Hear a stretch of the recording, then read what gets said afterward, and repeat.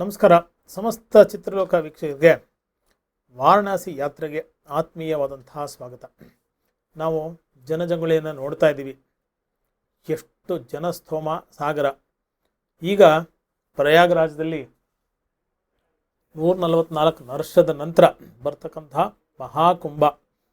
ಇದಕ್ಕೆ ಒಂದು ತಿಂಗಳ ಹಿಂದೆ ಎಷ್ಟು ಜನ ವಾರಣಾಸಿಯಲ್ಲಿ ಸೇರಿದರು, ಅರ್ಥಾತ್ ಪ್ರಯಾಗರಾಜದಲ್ಲಿ ಎಷ್ಟು ಜನ ಸೇರಿರ್ಬೋದು. ನಾನು ಮತ್ತು ಚಿತ್ರಲೋಕದ ಇಡೀ ತಂಡ ವೀರೇಶರ ನೇತೃತ್ವದಲ್ಲಿ ಪ್ರಯಾಗರಾಜು, ವಾರಣಾಸಿ ಮತ್ತು ಅಯೋಧ್ಯ ಪ್ರವಾಸ ಕೈಗೊಂಡಾಗ ನಮ್ಗೆ ಅರ್ಥ ಆಗಿರತಕ್ಕಂಥದ್ದು ಎಷ್ಟು ಸಿದ್ಧತೆಗಳು ಒಬ್ಬ ಶ್ರೀಸಾಮಾನ್ಯ ಧಾರ್ಮಿಕ ಆಸ್ಥೆ ಮತ್ತು ಶ್ರದ್ಧೆಯೊಂದಿಗೆ ಈ ಥರದ ತೀರ್ಥಕ್ಷೇತ್ರಗಳು, ಪುಣ್ಯ ಸ್ಥಳಗಳಿಗೆ ಹೇಗೆ ತನಗೆ ತಾನು ಭಾಗಿಯಾಗ್ತಾನೆ ಅಂತಕ್ಕಂಥದ್ದು ಒಂದು ಅರ್ಥ ಮಾಡ್ಕೊಳ್ಬೇಕು. ಅನೇಕರಿಗೆ ಇಲ್ಲಿ ಹಿಂದಿ ಭಾಷೆ ಮಾತಾಡಲಿಕ್ಕೆ ಬರಲ್ಲ. ಭಾರತದ ಉದ್ದ ಅಗಲಕ್ಕೂ ಒಬ್ಬ ಶ್ರೀಸಾಮಾನ್ಯ ಈ ಥರದ ಧಾರ್ಮಿಕ ಕ್ಷೇತ್ರಗಳಿಗೆ ಬರಬೇಕು, ಸಕುಟುಂಬ ಸಮೇತವಾಗಿ ಬರಬೇಕು.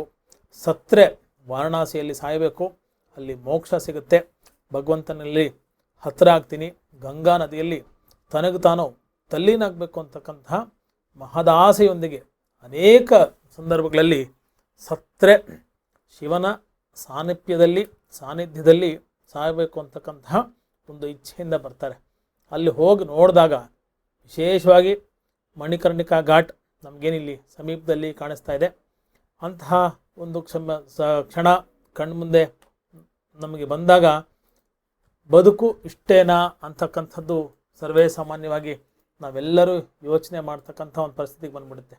ಮನುಷ್ಯ ಬದುಕಿದ್ದಾಗ ಅತ್ಯಂತ ವೈಭವಯುಕ್ತವಾಗಿ ಬದುಕ್ತಾನೆ. ಹೋಗ್ತಕ್ಕಂಥ ಸಂದರ್ಭದಲ್ಲಿ ಬರಿಗೈಯಲ್ಲಿ ಹೋಗ್ತಾನೆ. ನಾವು ಮಾಡ್ತಕ್ಕಂಥ ಒಳ್ಳೆಯ ಕೆಲಸಗಳು ಮಾತ್ರ ನಮ್ಮ ಹಿಂದೆ ಇರಲಿಕ್ಕೆ ಸಾಧ್ಯ. ಬಿಟ್ಟರೆ ನಮ್ಮ ಆಸ್ತಿ, ಹಣ, ಕೀರ್ತಿ, ಯಶಸ್ಸು ಎಲ್ಲವನ್ನು ಇಲ್ಲೇ ಬಿಟ್ಟು ನಾವು ಪರಮಾತ್ಮನಲ್ಲಿ ತಲ್ಲೀನವಾಗ್ತಕ್ಕಂಥ ಒಂದು ಸುಸಂದರ್ಭ ವಾರಣಾಸಿಯಲ್ಲಿ ಸಾಯಬೇಕು ಅಥವಾ ನಮ್ಮ ಅಸ್ಥಿ ವಿಸರ್ಜನೆ ಅಲ್ಲಿ ಆಗಬೇಕು ಅಂತಕ್ಕಂಥ ಅನೇಕರ ಕೊನೆಯಾಸೆ ಇರತಕ್ಕಂಥದ್ದು ಬಹುಮುಖ್ಯ. ನಾವು ಇವತ್ತು ವಾರಣಾಸಿಯ ಘಾಟ್ ಪ್ರದೇಶದಲ್ಲಿ ಪ್ರವಾಸವನ್ನು ಕೈಗೊಂಡಿದ್ದೇವೆ. ನೋಡಿ, ಗಂಗಾ ಮಾತೆ ಎಷ್ಟು ನಿರ್ಮಲವಾಗಿ ನಮಗೆ ಕಾಣ್ತಾ ಇದ್ದಾಳೆ. ಚೌಸಟಿ ಘಾಟು ನಮ್ಮ ಹತ್ತಿರದಲ್ಲಿ ಕಾಣಿಸ್ತಾ ಇದೆ. ಪುಟ್ಟ ಪುಟ್ಟ ಬೋಟ್ಗಳಲ್ಲಿ ಅನೇಕ ವಿಹಾರಾರ್ಥಿಗಳು ಬಂದು ಆ ಕ್ಷೇತ್ರದ ಒಂದು ದರ್ಶನವನ್ನು ಪಡಿಬೇಕು, ಭಗವಂತನ ಅನುಗ್ರಹಕ್ಕೆ ಪಾತ್ರವಾಗಬೇಕು ಅಂತಕ್ಕಂಥ ಒಂದು ನಿಟ್ಟಿನಲ್ಲಿ ಇದ್ದಾರೆ. ಅನೇಕರು ಬೋಟ್ನಲ್ಲಿ ಕೂತ್ಕೊಂಡು ಅಕ್ಕಪಕ್ಕ ಏನೆಲ್ಲ ವ್ಯವಸ್ಥೆಗಳು ಇದೆ, ಏನೆಲ್ಲ ಸೌಕರ್ಯಗಳಿದೆ, ಏನೆಲ್ಲ ಧಾರ್ಮಿಕ ಕೇಂದ್ರಗಳಿಗೆ ನಾವು ಇರ್ತಕ್ಕಂಥ ಅಲ್ಪ ಕಾಲಾವಧಿಯಲ್ಲಿ, ಯಾಕೆ ನಾನು ಈ ಮಾತನ್ನು ಹೇಳ್ತಾ ಇದ್ದೀನಿ ಅಂದರೆ ಸಮಯ ಎಲ್ಲರಿಗೂ ಅಲ್ಲಿ ಅಲ್ಪ. ಯಾಕಂದರೆ ಬೇರೆ ಬೇರೆ ಊರುಗಳಿಂದ ಬಂದಿರ್ತಾರೆ, ಪ್ರವಾಸಾರ್ಥಿಗಳಾಗಿ ಬಂದಿರ್ತಾರೆ. ಸೊ ಅಲ್ಲಿನ ನಿಜ ವಸ್ತುಸ್ಥಿತಿಯನ್ನು ಕಣ್ತುಂಬಿಸ್ಕೋಬೇಕು. ಅಷ್ಟೇ ಅಲ್ಲದೆ ಮೊಬೈಲಲ್ಲೂ ಕೂಡ ಸೆರೆ ಹಿಡಿಬೇಕು. ಪುಟ್ಟ ಪುಟ್ಟ ರೂಮ್ಗಳಿಂದ ಹಿಡಿದು ಐಷಾರಾಮಿ ಹೋಟ್ಲ್ಗಳವರೆಗೂ. ಈ ಹಿಂದೆ ನೀವು ವಾರಣಾಸಿಯನ್ನು ನೋಡಿದ್ರೆ ತುಂಬ ಗಲೀಜು ಪ್ರದೇಶ ಅಂತಕ್ಕಂಥ ಒಂದು ಅಪಕೀರ್ತಿ ಅದಕ್ಕಿತ್ತು. ಇವತ್ತಿನ ಕಾಲಘಟ್ಟದಲ್ಲಿ ತುಂಬ ಚೆನ್ನಾಗಿ ನಾವು ಶುಭ್ರತೆ, ಸ್ವಚ್ಛತೆಯನ್ನು ನಾವು ವಾರಣಾಸಿ ಹಂತದಲ್ಲಿ ನಾವು ತುಂಬ ಶುಭ್ರವಾಗಿರ್ತಕ್ಕಂಥ ವಾರಣಾಸಿನ ಇವತ್ತು ನೋಡ್ಬೋದು. ಅನೇಕ ಘಾಟ್ಗಳು, 10 ಘಾಟ್ಗಳು ಒಂದಾದ್ಮೇಲೆ ಒಂದು ನಮಗೆ ಈ ಸಂಚಾರ ವ್ಯವಸ್ಥೆಯಲ್ಲಿ ದೋಣಿಯಲ್ಲಿ ನಾವು ಕೂತ್ಕೊಂಡು ನಾವು ಹೋಗ್ತಾ ಇದ್ದಾಗ ಅನೇಕ ವಿಧವಂಥ ಒಂದ್ರ ಪಕ್ಕ ಒಂದು ಘಾಟ್ಗಳು ಸಿಗ್ತಾ ಇರುತ್ತೆ. ಇಲ್ಲಿ ಪುಣ್ಯ ಸ್ನಾನವನ್ನು, ತೀರ್ಥ ಸ್ನಾನವನ್ನು ಬರ್ತಕ್ಕಂಥ ಒಬ್ಬ ಪ್ರವಾಸಾರ್ಥಿ ಏನು ದೇವರ ಕಾಶಿ ವಿಶ್ವನಾಥನ ನೋಡಬೇಕು ಅಂತಂದರೆ ನೋಡಿ, ನಮ್ಮ ರಾಜ್ಘಾಟ್ಲಿ ಕಾಣಿಸ್ತಾ ಇದೆ. ರಾಜ್ಘಾಟ್ ಪ್ರಮುಖವಾದಂಥ ಅನೇಕ ಘಾಟ್ಗಳಲ್ಲಿ ಪ್ರಮುಖವಾದಂತಹ ಘಾಟು ರಾಜ್ಘಾಟ್ ಅಂತ ನಾವು ಹೇಳ್ತೀವಿ. ಹೀಗೆ ಒಂದ್ರ ಪಕ್ಕ ಒಂದು ಇಲ್ಲಿ ಘಾಟ್ಗಳು ನಮಗೆ ಕಾಣಿಸ್ತಾ ಇರುತ್ತೆ. ಇಲ್ಲಿ ಸ್ನಾನ ಮಾಡ್ತಕ್ಕಂಥದ್ದು, ಇದೇ ಸ್ಥಳಗಳಲ್ಲಿ ತಮ್ಮ ಮನೆಯ ಹಿರಿಯರ ಅಸ್ಥಿ ಭಸ್ಮವನ್ನು ವಿಸರ್ಜನೆ ಮಾಡ್ತಕ್ಕಂಥ ಕೈಂಕರ್ಯದಲ್ಲಿ ಇಲ್ಲಿ ಭಾಗಿಯಾಗ್ತಕ್ಕಂಥದ್ದು. ತಿಥಿ ಶ್ರೀಸಾಮಾನ್ಯ ವ್ಯಕ್ತಿ ತನ್ನ ಪೂರ್ವಕರಿಗೆ ಮುಕ್ತಿ ಸಿಗಬೇಕು ಅಂತಕ್ಕಂಥ ನಿಟ್ಟಿನಲ್ಲಿ ಅಲ್ಲಿ ಬಂದು ತಮ್ಮ ವಿಧಿವಿಧಾನಗಳನ್ನು ಪೂರ್ವಿಕರ ಹೆಸರಲ್ಲಿ ಕಾಲವಾಗಿರತಕ್ಕಂಥ ಮನೆಯ ಹಿರಿಯ ಚೇತನಗಳ ಹೆಸರಿನಲ್ಲಿ ಅಲ್ಲಿ ವಿಧಿವಿಧಾನಗಳನ್ನು ಧಾರ್ಮಿಕ ವಿಧಾನದಿಂದ ಮಾಡಬೇಕು ಅಂತಕ್ಕಂಥದ್ದು ಮಾನಸ ಸರೋವರ ಘಾಟ್ ನಮಗೀಗ ಕಾಣಿಸ್ತಾ ಇದೆ. ಈಗ ಕೆಲವೊಂದು ಮೀಟರ್ಗಳ ದೂರದಲ್ಲಿ ಅನೇಕ ವಿಧವಂತಹ ಘಾಟ್ಗಳನ್ನು ನಾವಿಲ್ಲಿ ನೋಡ್ತಾ ಬರ್ಬೋದು. ಅನೇಕ ಪ್ರವಾಸಿಗಳು ಅತ್ಯಂತ ಉತ್ಸಾಹದಿಂದ, ಅತ್ಯಂತ ಕಾರ್ಯಕ್ಷಮತೆಯಿಂದ, ಅತ್ಯಂತ ಶ್ರದ್ಧಾಭಕ್ತಿ ಮತ್ತು ಧಾರ್ಮಿಕ ಮನೋಭಾವದಿಂದ ಬರ್ತಕ್ಕಂತಹ ಕ್ಷೇತ್ರ ಇದಾಗಿದೆ. ನರೇಂದ್ರ ಮೋದಿಯವರ ಒಂದು ಪಾಲ್ಗೊಳ್ಳುವಿಕೆಯ ನಂತರ ನನಗನ್ಸಿದ ಮಟ್ಟಿಗೆ ವಾರಣಾಸಿಯಲ್ಲಿ ಅತಿ ಹೆಚ್ಚಿನ ಶುಭ್ರತೆ, ಸ್ವಚ್ಛತೆ ಮತ್ತು ಶ್ರೀಸಾಮಾನ್ಯನ ಏನು ಅಸ್ಮಿತೆಗೆ ತುಲನಾತ್ಮಕವಾಗಿ ಕೈ ಜೋಡಿಸಿ ಕೆಲಸ ಮಾಡ್ತಕ್ಕಂಥ ಒಂದು ವ್ಯವಸ್ಥೆ ಅತಿ ಹೆಚ್ಚಿನ ಮಟ್ಟದಲ್ಲಿ ನಾವಿಲ್ಲಿ ನೋಡ್ತಾ ಇದ್ದೀವಿ. ಈ ಸಂದರ್ಭದಲ್ಲಿ ಸ್ಮರಿಸ್ಕೊಳ್ಬೇಕು, ಪ್ರಯಾಗರಾಜದಲ್ಲಿ ಪೌರ ಕಾರ್ಮಿಕರುಗಳಿಗೆ ಪಾದವನ್ನು ತೊಳೆದು ನಿರ್ಮಲೀಕರಣದ ದೃಷ್ಟಿಯಲ್ಲಿ ಮತ್ತು ಒಬ್ಬ ಪೌರ ಕಾರ್ಮಿಕನಿಗೆ ಗೌರವ ಸೂಚಿಸ್ತಕ್ಕಂಥ ನಿಟ್ಟಿನಲ್ಲಿ ನರೇಂದ್ರ ಮೋದಿಯವರು ತಮ್ಮ ಚುನಾಯಿತ ಕ್ಷೇತ್ರವನ್ನಾಗಿ ಉತ್ತರ ಪ್ರದೇಶ ಆಯ್ಕೆ ಮಾಡಿಕೊಂಡಾಗ ಯೋಗಿ ಆದಿತ್ಯನಾಥ್ ಅವರ ಒಂದು ಮುಂದಾಳತ್ವದಲ್ಲಿ ಏನೆಲ್ಲ ಸಕಾರಾತ್ಮಕವಾದಂತಹ ಬೆಳವಣಿಗೆಗಳು ಈ ನಿಟ್ಟಿನಲ್ಲಿ ಆಗಿರ್ಬೋದು ಅಂತಕ್ಕಂಥದ್ದನ್ನು ನಾವು ಈ ಘಾಟಿನ ಶುಭ್ರತೆ ಮತ್ತು ಸ್ವಚ್ಛತೆಗೆ ಅನುಗುಣವಾಗಿ ಯೋಚನೆ ಮಾಡಿಕೊಂಡು ಈ ಮಾತನ್ನು ಯಾರು ಅನುಮೋದಿಸ್ತಾರೆ ಅಂದರೆ, ಒಂದು 10 ವರ್ಷಗಳ ಹಿಂದೆ ವಾರಣಾಸಿಗೆ ಯಾರು ತಮ್ಮ ಪ್ರವಾಸವನ್ನು ಕೈಗೊಂಡಿರ್ತಾರೆ, ವರ್ಷಗಳ ನಂತರ ಇವತ್ತು ವಾರಣಾಸಿಗೆ ಬಂದು ಪರಿವೀಕ್ಷಣೆ ಮಾಡಿದಾಗ ತೀರ್ಥ ಸ್ನಾನ, ಧಾರ್ಮಿಕ ವಿಧಿವಿಧಾನಗಳಿಗೆ ತಾನು ಒಳಗಾಗಬೇಕು ಅಂತಕ್ಕಂಥ ಒಂದು ಮನಸ್ಥಿತಿಯಲ್ಲಿದ್ದಾಗ ಅವರಿಗೆ ಈ ಸ್ಥಳ ಮಹಿಮೆ, ಶುಭ್ರತೆಯ ಮಹತ್ವ, ಇವತ್ತು ಅನೇಕರು ಹೇಳ್ತಕ್ಕಂಥ ಒಂದು ಸಾಧ್ಯತೆ ಇದೆ, ಶುಭ್ರತೆಯ ಕೊರತೆ ಇದೆ, ಮತ್ತಷ್ಟು ಇರಬೇಕು ಅಂತ. ಲಕ್ಷಾಂತರ, ವಿಶೇಷತಃ ಮಹಾಕುಂಭಕ್ಕೆ ಸಂಬಂಧಪಟ್ಟ ಹಾಗೆ 8-9 ಕೋಟಿ ಜನ ಒಂದು ಊರಿನಲ್ಲಿ ಒಂದು ಸಮಯಕ್ಕೆ ಒಟ್ಟುಗೂಡ್ತಾರೆ ಅಂದಾಗ ಅದರ ನಿಭಾವಣೆ ಎಷ್ಟು ಕಷ್ಟ ಸಾಧ್ಯ ಅಂತಕ್ಕಂಥದ್ದು ಖಂಡಿತ ಒಬ್ಬ ಶ್ರೀಸಾಮಾನ್ಯ ಊಹಿಸಬಲ್ಲ.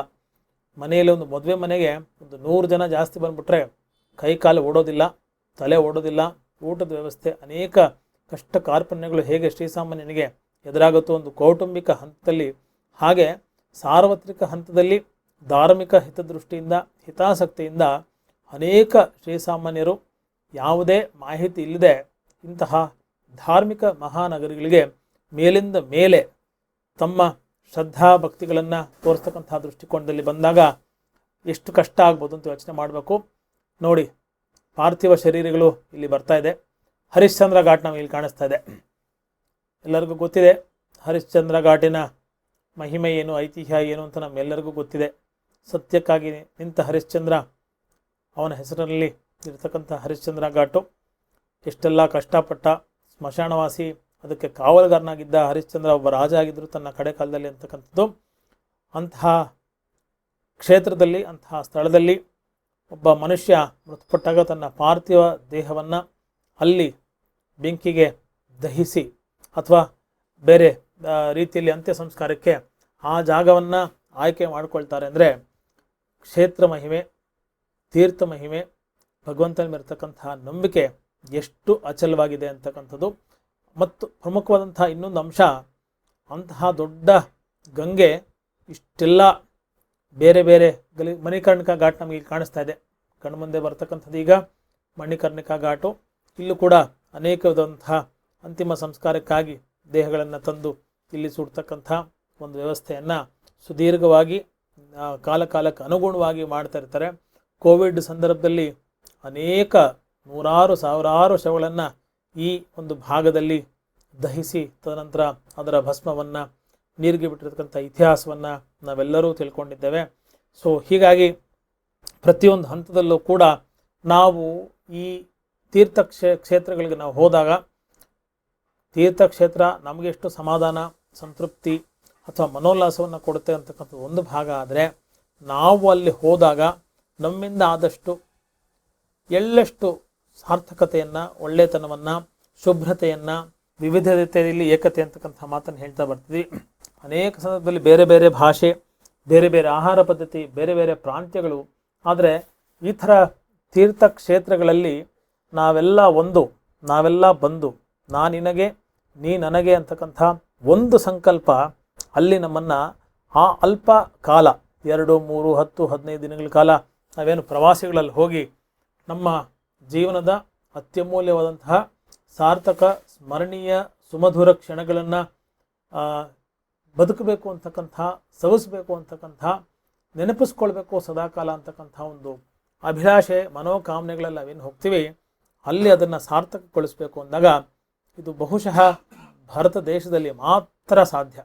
ಹಾಗಾಗಿ ಸಾರೇ ಜಹಾನ್ ಸೆ ಅಚ್ಚಾ ಹಿಂದೂ ಸಿತಾ ಹಮಾರ ಅಂತಕ್ಕಂಥ ಒಂದು ಮಾತು ರಾಕೇಶ್ ಶರ್ಮಾ ಅಂತರಿಕ್ಷದಲ್ಲಿ ಮೇಲೆ ಹೋದಾಗ ಕೆಳಗೆ ಕಾಣಿಸ್ತಕ್ಕಂಥ ಭಾರತ ಮಾತೆ ಹೇಗೆ ಕಾಣುತ್ತೆ ಅಂತ ಮಾನ್ಯ ಇಂದಿರಾ ಗಾಂಧಿ ಅವರು ಕೇಳಿದಾಗ ಹೇಳಿದಂತಹ ಮಾತು ಸರ್ವಕಾಲಕ್ಕೂ ಸರ್ವವೇದ್ಯ ಸೂಕ್ತ. ಯಾಕೆ ಅಂತ ಹೇಳಿದರೆ ನೋಡಿ, ಭಾರತದ ಅನೇಕ ಭಾಗಗಳಿಂದ, ವಿಶ್ವದ ಅನೇಕ ಭಾಗಗಳಿಂದ ನಿಸರ್ಗವನ್ನು ನೋಡ್ತಕ್ಕಂಥವ್ರು, ಧಾರ್ಮಿಕ ಶ್ರದ್ಧೆ ಆಸ್ಥೆ ಆಸಕ್ತಿ ಉಳ್ತಕ್ಕಂಥವ್ರು, ಕುತೂಹಲಕ್ಕೆ ಬರ್ತಕ್ಕಂಥವ್ರು, ಜಿಜ್ಞಾಸೆಗೆ ಬರ್ತಕ್ಕಂಥವ್ರು, ಆಮೇಲೆ ಅನ್ವೇಷಣೆಗೆ ಬರ್ತಕ್ಕಂಥವ್ರು, ಸುಮ್ಮನೆ ಹಾಗೆ ವಿಹಾರಾರ್ಥ ಬರ್ತಕ್ಕಂಥವ್ರು, ಅನೇಕ ಸಂದರ್ಭದಲ್ಲಿ ನೀವು ವಾರಣಾಸಿ ಅಂತ ನೀವು ಸ್ಪೆಸಿಫಿಕ್ ಆಗಿ ತೊಗೊಂಡು ಚರ್ಚೆ ಮಾಡೋದಾದರೆ ಜಾತ್ಯತೀತವಾಗಿ, ವಯಾತೀತವಾಗಿ, ಸೀಮಾತೀತವಾಗಿ, ಲಿಂಗಾತೀತವಾಗಿ ಅನೇಕ ಜನಸ್ಥೋಮ ಸರಿಯಾದಂತಹ ಪದ ಬಳಕೆ,